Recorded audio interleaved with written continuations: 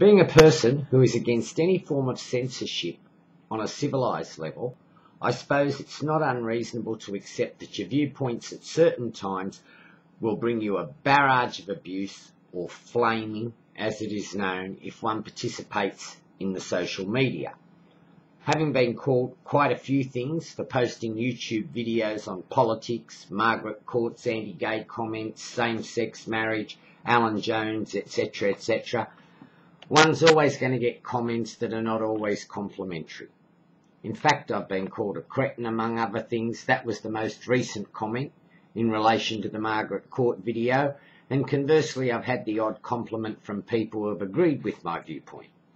I agree that people are equally as entitled as me to their views, so there are very few instances where I'm stung or shocked by adverse reactions to my vids or my posts. I actually feel my line in the sand is a long way south of most people, and my tolerance level is pretty high. But there are limits, and one hero that has reached that limit is a guy on YouTube who goes by the handle of Mega Gypsy Dancer. As I'm not stupid enough to think the entire world loves or likes me, in fact the contrary applies generally in my instance, Mega Gypsy Dancer's comments last week were over the top. I made a comment on YouTube how much I enjoyed Jeffrey Gurrumul Yunupingu's music, and this gutless piece of work, who cannot even use his own name, posted a comment calling me a coon-loving fuck. This person, apart from being so brave and hides behind a pseudonym, is everything bar mega talented or mega intelligent, not to mention highly offensive, not to me, but to the Indigenous people of this country. But in line with the rise of blatant racism from the ignorant and bigoted that inhabit the planet, the comment was hardly surprising. One only has to look at the race to the bottom the current major political parties have indulged in over the asylum seeker issue. Instead of showing leadership, compassion, humanity, they've indulged in probably the worst political debate this country has ever seen. And Scott Morrison, Tony Abbott, Julia Gillard and Chris Bowen are an absolute disgrace for the way they've handled it. They have fell over backwards to pander to sections of the media and the public that have constantly misunderstood and fed off the issue. To their credit, Independent Tony Windsor, Liberal Senator Judy Moylan, Labor Senator Doug Cameron, and as you would expect, the Greens have at least been reasonable in their approach to this issue.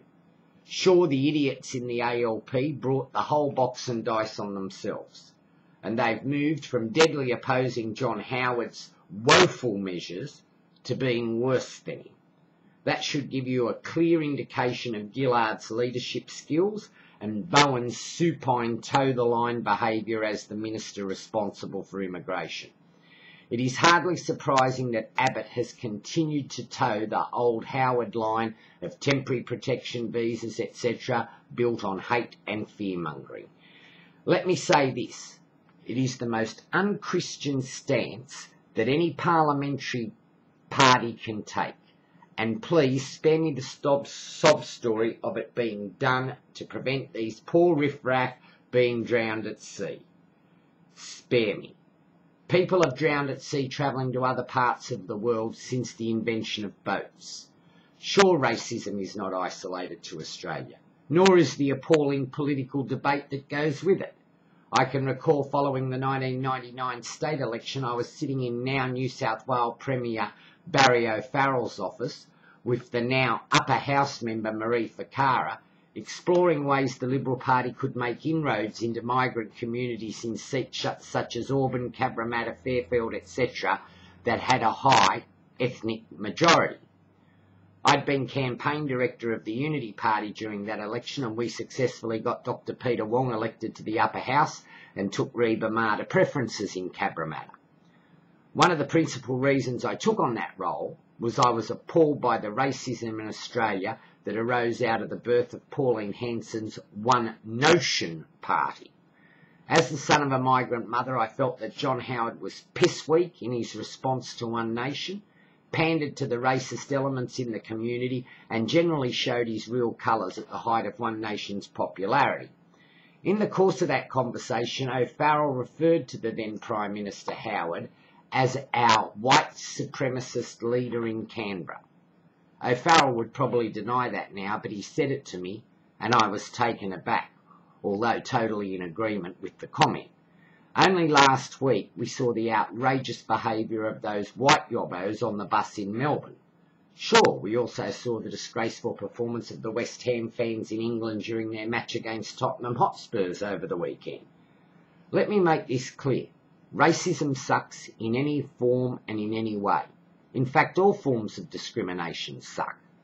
If it's fine for you to discriminate against Catholics, then it only stands to reason it is fine for Catholics to discriminate against gays, or for gays to discriminate against the handicapped, for blacks to discriminate against the Asians, and so the cycle continues. No one has a patent on discrimination. And if you discriminate and feel it is your right, be prepared for those you discriminate against to feel it is their privilege to discriminate against you or some other sector of the community. And please, don't be led by the political debate on the issue. Tony Windsor said this week that all the federal parliament should be ashamed of themselves. And with a few exceptions, he's absolutely right. But Abbott, Gillard, Bowen and Morrison, above all, should be treated as the absolute jokes they have been on this issue. Paris Aristotle, a member of the Houston Review panel, was less than complimentary of where the issue was headed this morning in an op-ed piece he wrote in The Age.